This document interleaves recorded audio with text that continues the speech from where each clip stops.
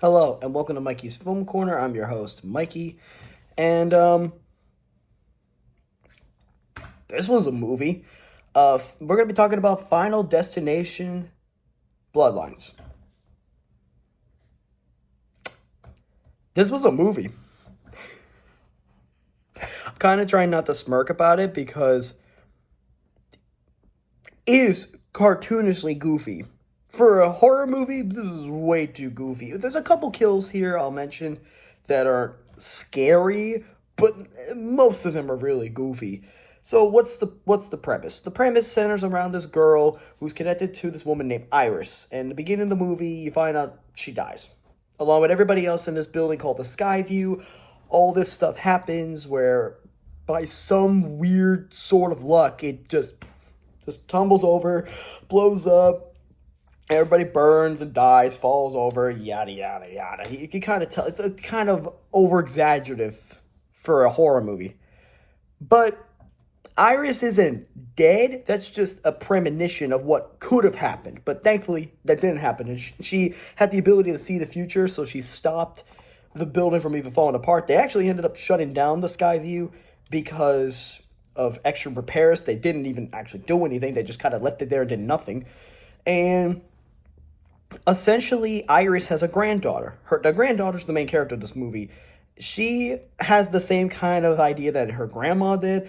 Iris ends up dying first, then it connects to some of her children, and then you find out one of her children is not even her own child.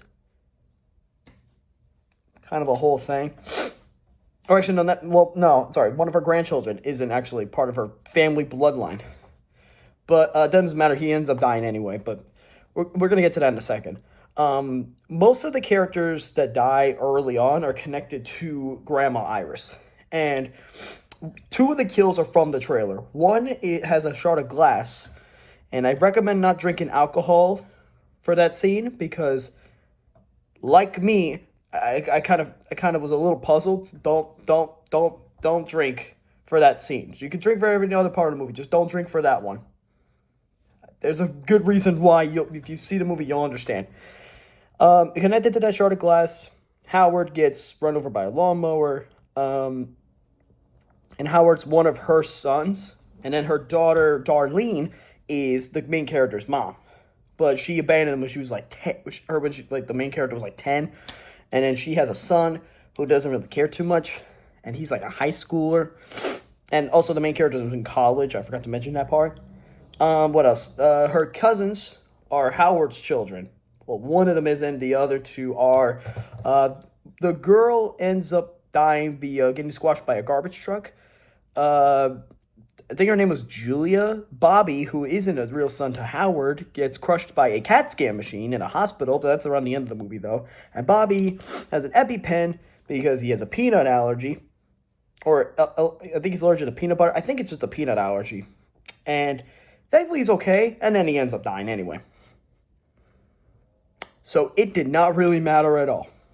The kills get absurdly insane. One is from the trailer, and then there's another one from the teaser, which is Bobby's nose ring getting caught on a fan that has like chains all around it, which I don't understand. That's a weird architecture thing. I don't understand why you do that, but whatever. And this is in a tattoo shop, so he doesn't die. He actually survives by wearing like a leather jacket that somehow doesn't get him burned, and maybe leather pants too. But I know he wore a leather jacket. So yeah. The kills are, other than those two from the trailer, the movie has some insane amount of kills. And spoiler alert, the main character ends up dying, so it doesn't really matter. The movie ends up giving us the greatest kill in the entire horror movies of Final Destination, or even just a horror in general. A train comes by because a penny's on the train track, collides into a whole neighborhood. The brother and sister end up getting crushed by logs, which is a homage to the second movie where the logs are behind a truck, and you know the kill I'm talking about. It's the one that gets hit into a windshield. If you've seen the second Final Destination, you know that one, and you might also know the third one, which is the roller coaster one. But those are the only two I know. Yeah, the movie's insane. Writing's fine. I think the direction's underrated. But what makes this movie work isn't just the visuals, it's the cinematography and the pacing. The pacing works way too well, and it is extremely anxiety ridden. So if you've got anxiety, don't watch this movie. Don't even try. I don't recommend it. Yeah, the camera work works well, the pacing works well, the editing's pretty solid.